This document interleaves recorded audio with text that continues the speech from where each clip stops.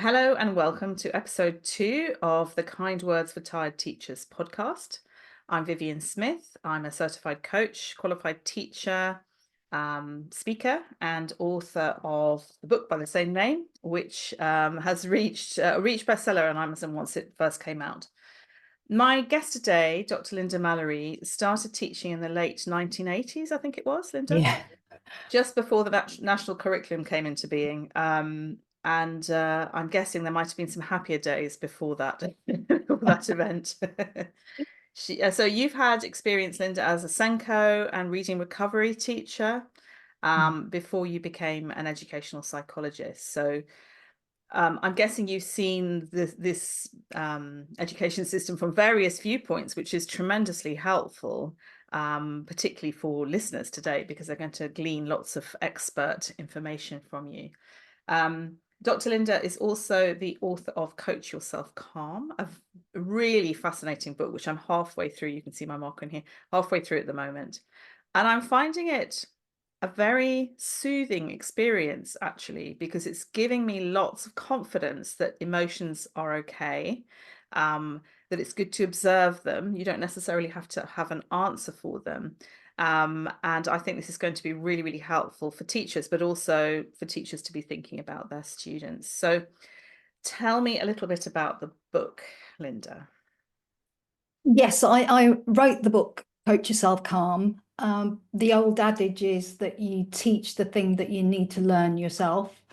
And I certainly, as a recovering overthinker, having been in education since that, as you said, the early, well, it was late 80s, early 90s, I had this behavior that I kept, or loop that I was in as a teacher, as a Senko, as a reading recovery teacher, and also as an educational psychologist, thinking I'm not doing enough or I'm not helping the people that, as naturally we do as professionals, we care. It's a compassionate vocation. We give ourselves to this job, the hardest job in the world after being a parent, I think, is I agree, actually, and there are some similarities, aren't there, in some ways, you because know. of the care, Yes, because we put ourselves out there emotionally yes, and we care so much that we overthink everything. true. Um, what are they thinking? What are we thinking? What's the parent thinking? What's our senior manager thinking?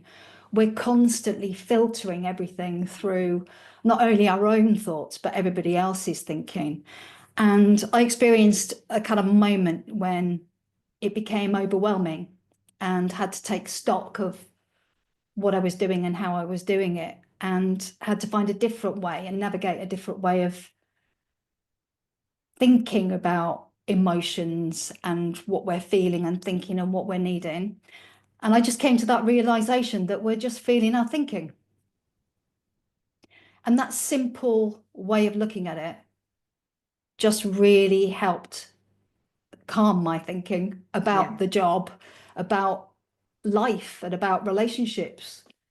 We're just feeling our thinking, and that really helps because I think we overcomplicate education, we overcomplicate parenting, we overcomplicate psychology. There are over 400 different types of way of looking at psychology.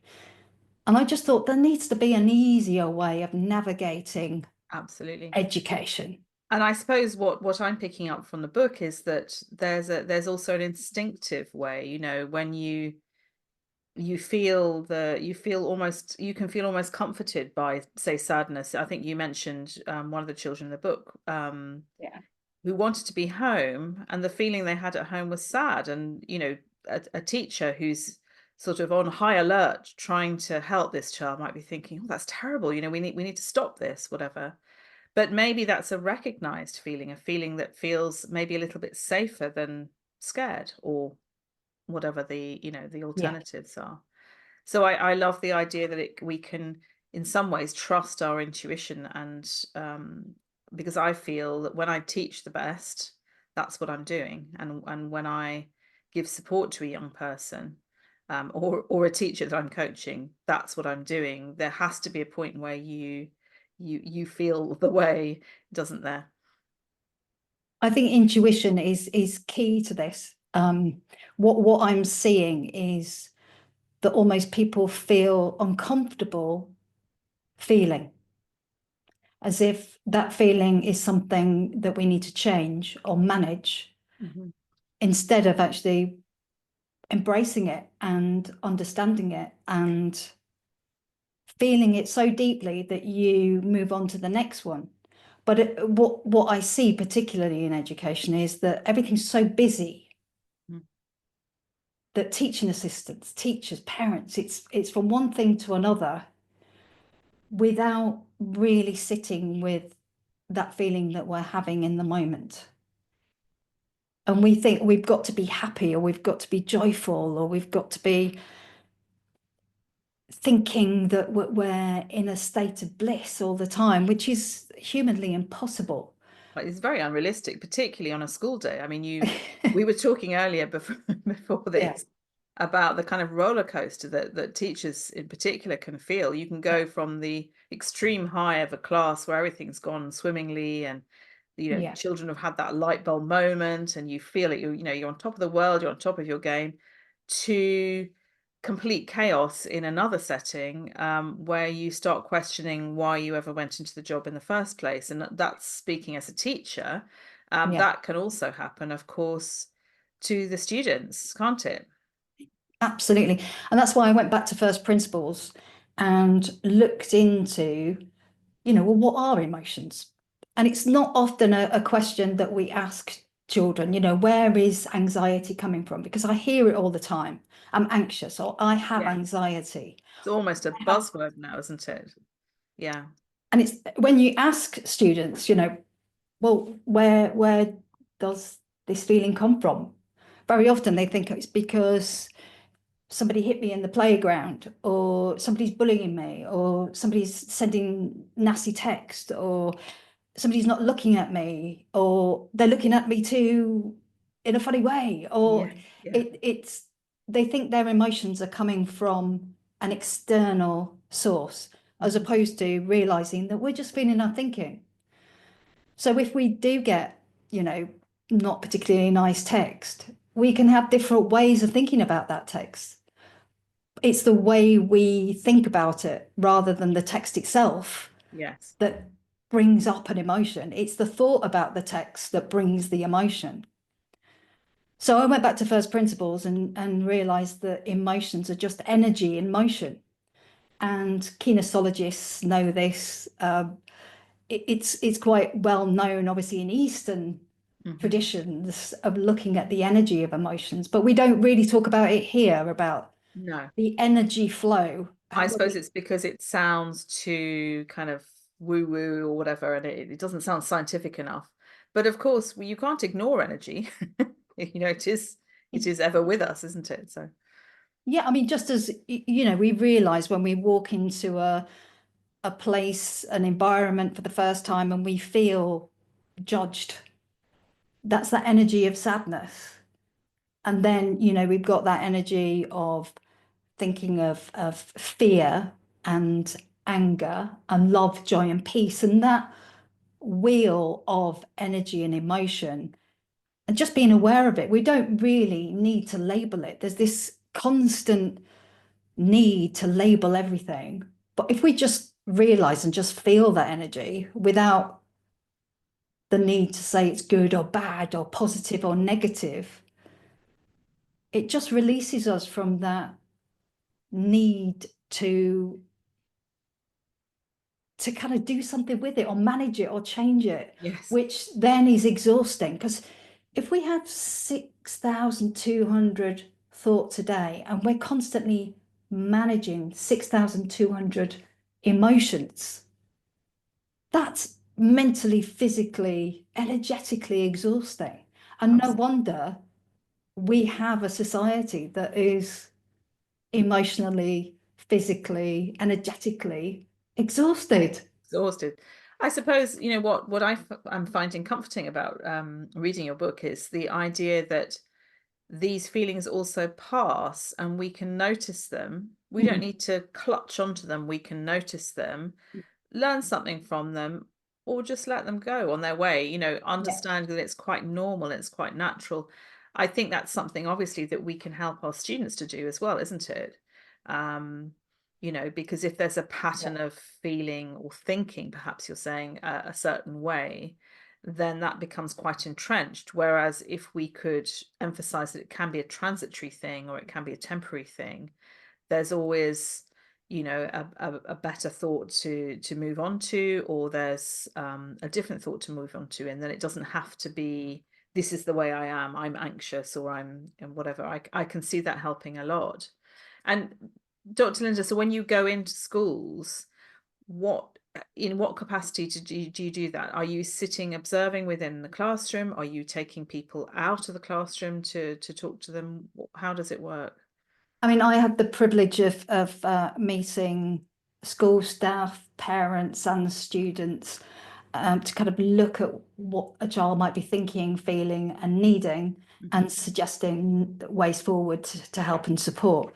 So, yes, I would have chats with students and kind of get a deeper understanding of what they are thinking, usually by just chatting through what they like, what they don't like, and get a better sense of them. And usually you can get a real sense of what they are thinking, whether it is I'm unlovable, or when they say nobody wants to play with me at playtime, or I'm sad because they've maybe lost somebody in their lives, or they've had a change of circumstances at home and there's a sense of loss.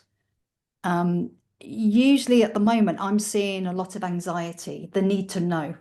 A lot of students will want to know who they're sitting next to, what they're going to have for lunch. They need to know what the teacher's going to say to them and what they're going to do in the lesson.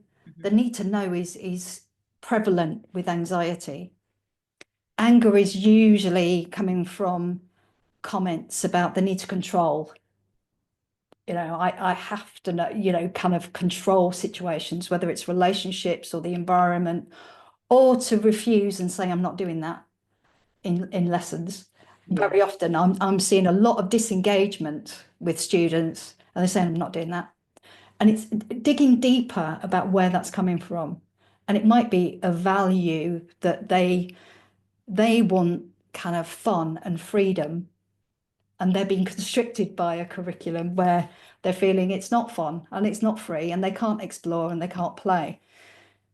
And teachers are feeling that too. They're also feeling sadness, they're also feeling anxiety, and they're also feeling, angry.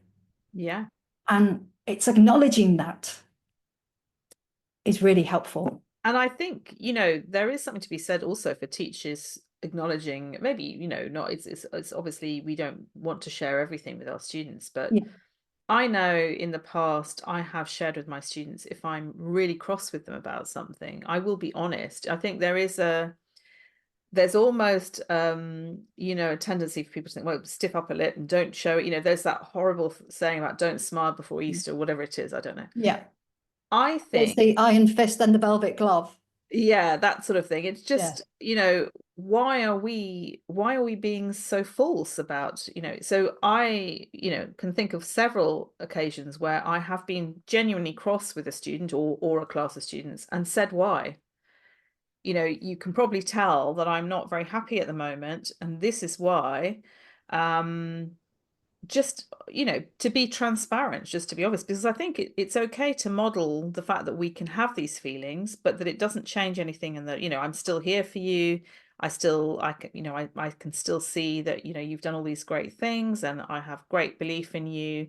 But at the moment, I'm feeling cross with you because this is what you've done, and I feel that you're not thinking about the rest of the class, or you're not thinking Mm. about what outcome you want or whatever.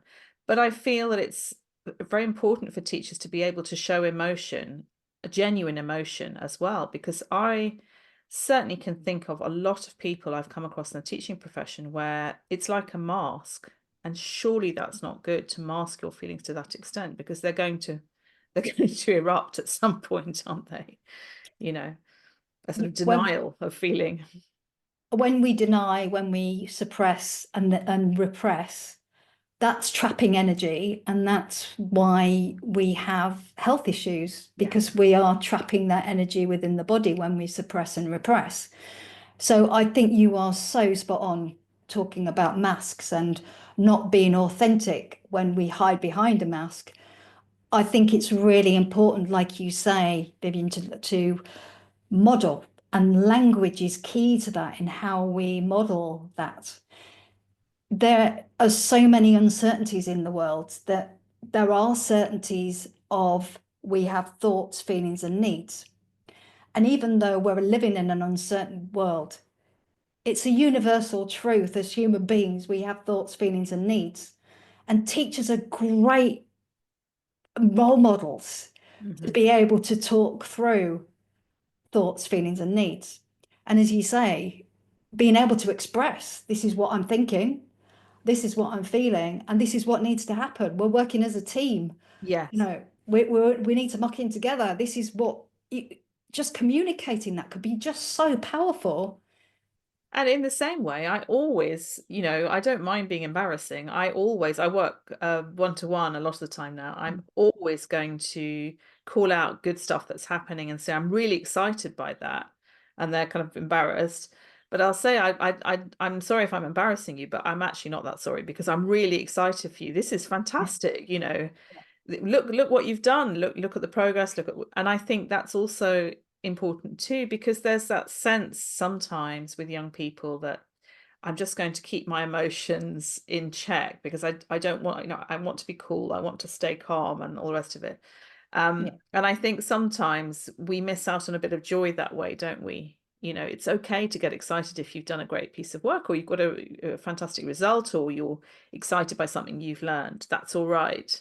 So I also always want to make that possible, make a space for that to happen too, because I think otherwise, how are we going to teach children to be good citizens, to be good adults? I don't mean good in a sort of moral judgment point of view, but I mean in fulfilled, let's put it that way, fulfilled and people who can express ourselves.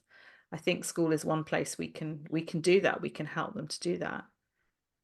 I totally agree. And I think there are students that find it difficult to accept praise Yes. because they are so used to and almost addicted to anxiety.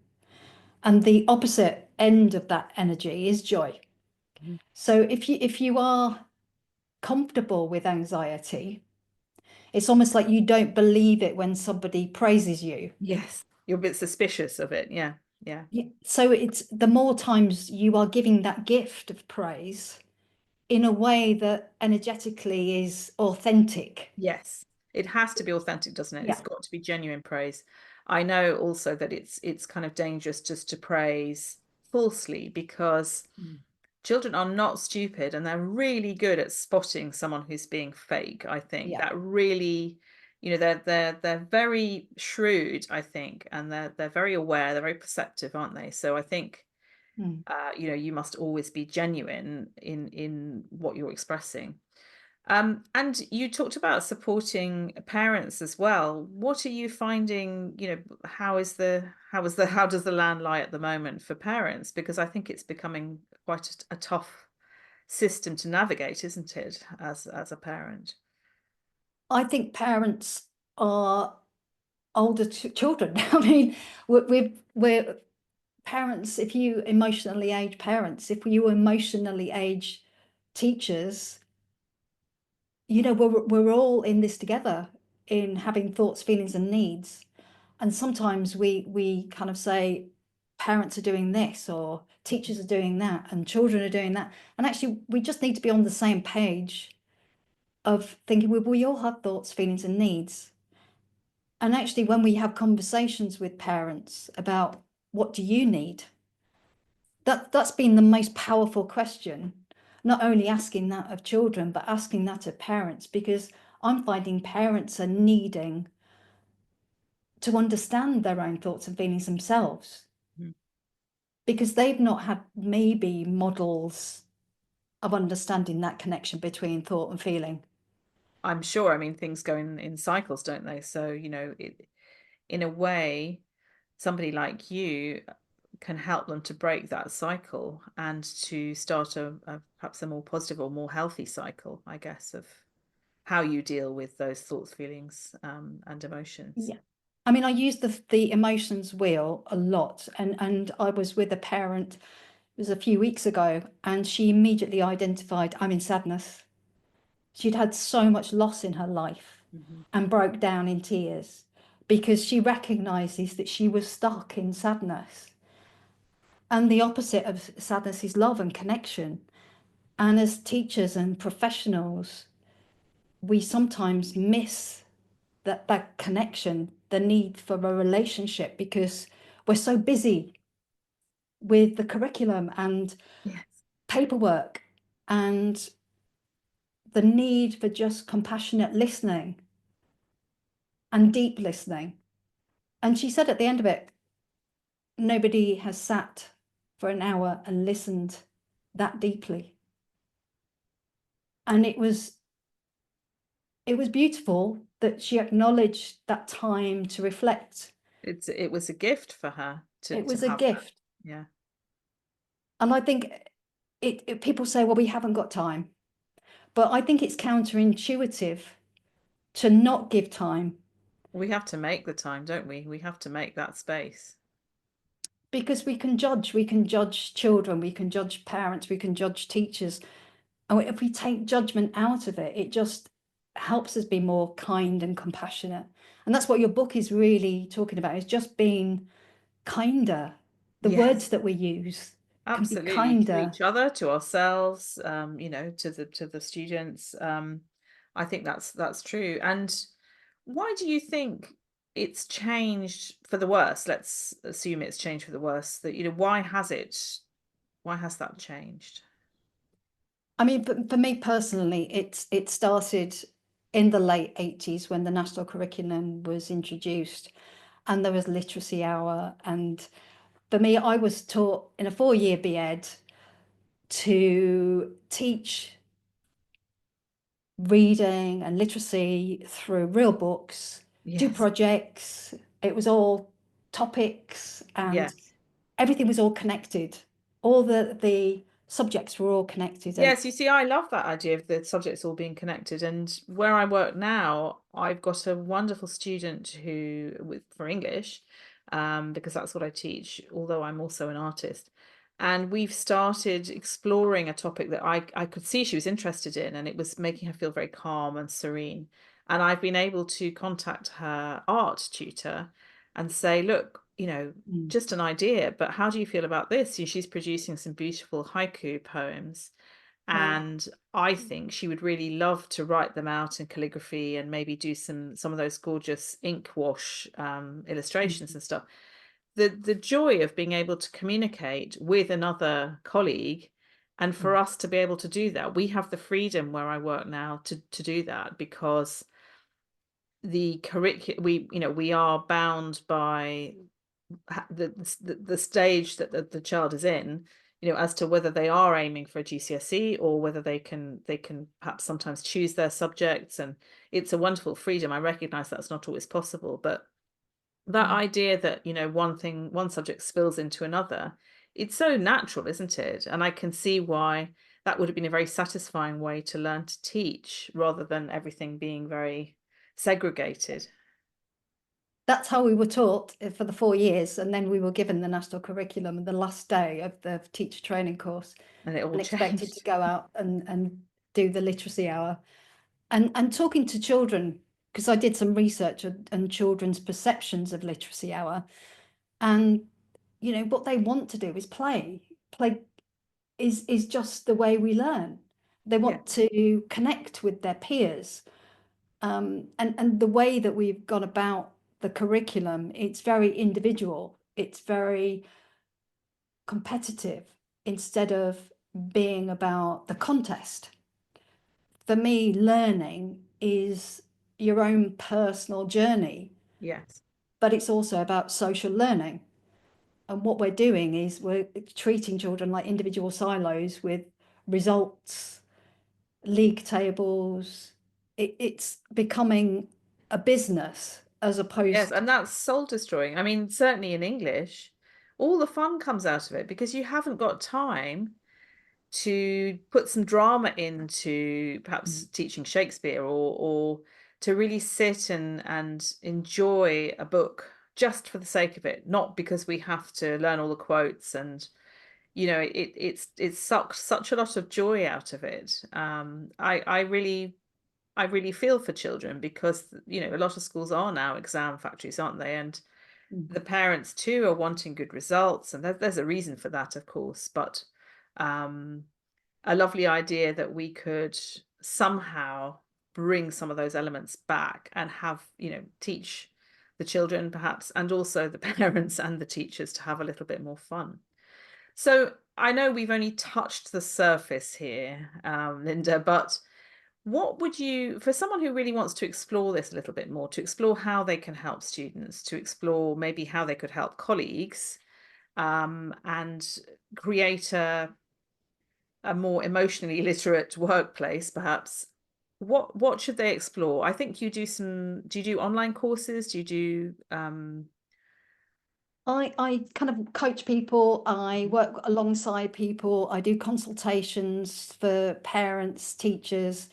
I work mainly in schools that kind of want time to explore the needs of children. Mhm. So I work in various different ways, either in the school or outside school with parents and teachers to talk through, what is a child thinking, feeling, and needing, and what are the next steps, instead of standardized assessments, which, Yeah. educational psychologists might use. I'm much more interested in the energy of emotions and how that impacts on how we turn up, how we produce, how we create, how we be in the world. At the moment, I think judgment has got in the way of creativity and the arts. You were talking about that girl that was obviously great at art and the haiku Yes. combination. And I think slowly it's been eroded, isn't it? The art, drama, even just more PE. I just think we need more of that. So it's exploring what's needing with parents, teachers, and schools. But I also think in this age of AI, education needs to move forward and focus on what makes us human, which is Yeah, collaboration and group work and absolutely. I mean, working as a I'm a team. firm believer in oracy because I also do some work for an oracy charity, and I think the learning through oracy is a wonderful thing, because then that's a collaborative learning. That's about an exchange of ideas. That's about feeling safe to try out ideas. And again, it's quite difficult to make space within a lesson for that to happen. Um, but I think, as you say, it's learning to be human again, and what makes a human being, what makes a fulfilled human Mm, being. I always thought that teachers are motivated by different things, they have a different purpose or whatever, but for me, I want people to learn to communicate and express themselves in the wider world. It's not just within school, so as to get good exam results. It's like, how are they going to be able mm, to um, get the most from relationships, or work situations, or express what's really important to them, maybe something they're passionate about or something that they want to advocate for.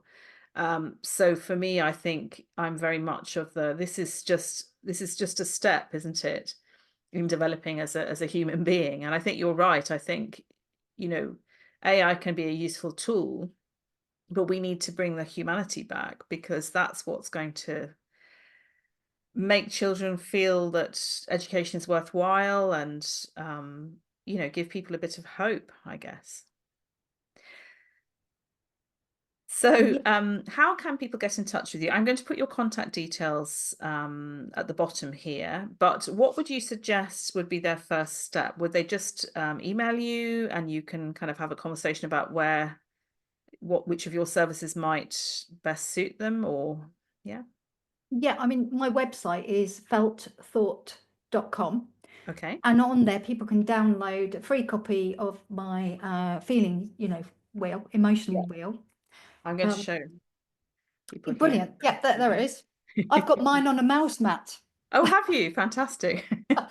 So when I'm Very feeling nice like to I look get an at, actually. email, I think it when I make get an it, email that's a bit dodgy, I'm yeah, like, oh, I've got to think about it. Then yeah, I yeah. look at my mouse mat and think, Where is the mouse heading? Yeah, exactly. Okay, so felt thought, that's where they head first, and then they can see what's, yeah, and you, as you said, you've got some free resources and some things yeah. to read. I definitely recommend people getting your book, because I think it's just it's wonderful, and I'm taking my time over it, actually, because I want to be feeling very relaxed as I read it. So it's really nice. It's something that you can dip into. I like to read like a chapter. I've been reading a chapter on each emotion and just really thinking about it. And I think that's going to be fantastically helpful. I know you're so busy and you've got so much going on, and the book is only part of what you do. But I still hope that people will really make use of that, because it's something they can start that conversation, can't they, that way? I mean, the main thing that I'm doing at the moment is supervision for teachers, teaching assistants in the schoolwork, because I'm seeing the need, particularly for teaching assistants, that they're working with very challenging students, and that teachers are also needing help and support with challenging students. That Yes. supervision is so key, to have time and space to make sense of what's happening in a school day. And the value that I see from teachers having that space is so important. They say, oh yeah, I've got a really a deeper sense of what they need now. Yes. That's so powerful, instead of going on to the next thing and the next thing, because sometimes we go on to the next thing without really reflecting on whether that's actually helpful. Absolutely. And, when we're training as teachers, we're taught, you have to have that period of reflection. And I think it does become a natural thing that we reflect. But we need some sort of direction as to, on what are we reflecting, and how can that change the direction we take.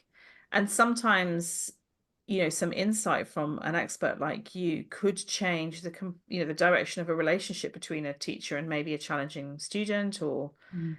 it's all about, once you understand someone better, isn't it? And you understand maybe their motivation, Yeah. or why they're presenting this particular thing, that might not be the whole story. In fact, it almost certainly isn't the whole story.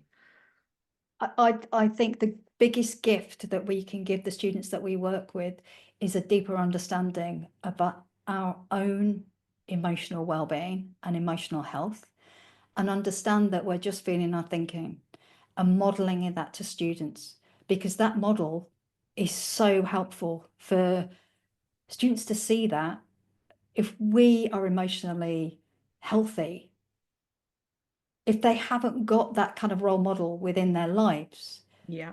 they've got one key adult that probably, Yes, absolutely. we can think of a teacher that we've had in our lives that has changed the way we thought about the world. Absolutely, yeah. And I think we've got so much to give those students by just understanding that. Because we may be, apart from their parents or caregivers, we may be the only people that see them on a daily basis, or pretty much on a daily basis. Yeah. And what a fantastic opportunity, really, Mm. we have. It's such a privilege, isn't it? Sometimes we forget that, because it doesn't always feel like a privilege, but it is a privilege to have the chance to influence someone for the better, and to help them understand themselves more clearly, and Mm. to operate with a stronger sense of calm, and Mm. not be panicking about what's going on in our heads, because I Yeah. think it's a tough world these days, isn't there? So much that they have to navigate. Yeah. I mean, there's so much research out there about productivity and well-being, the link between the two. If we look after our teachers, outcomes, happen. If we can connect with ourselves, we're going to have a better relationship with other people. And basically that's what teaching is for me. It's relationships, it's connection, it's being compassionate with ourselves, and it's being compassionate with others, because we can't give what we haven't got. If we're not compassionate with ourselves, we can't be compassionate with others. Very true. And I do think there's that sense. I certainly, one of the reasons I wrote my book was because Mm. I felt that I was unable to look after myself in the situation I was in, let alone look after my mum, who I was also caring for. Um, and I think that it's really hit home to me the last year, you know, having a bit more freedom to write my book and work in a different way or whatever. But I still feel that it is possible to do that within the education system. It's really just finding your space. And for me, my space is slightly outside rather than being mainstream. But I really hope that teachers will, you know, listen to what you've had to say and start investigating how they might feel more comfortable with their emotions and the emotions that come up on a daily basis for the young people and perhaps colleagues around them. I think that would be a great start. Brilliant. Yeah. Thank you so much for talking to me. I really appreciate it. I know you're very busy, so it's been a joy. Thank you so much. Thanks, Vivian. Thank you. Thank you.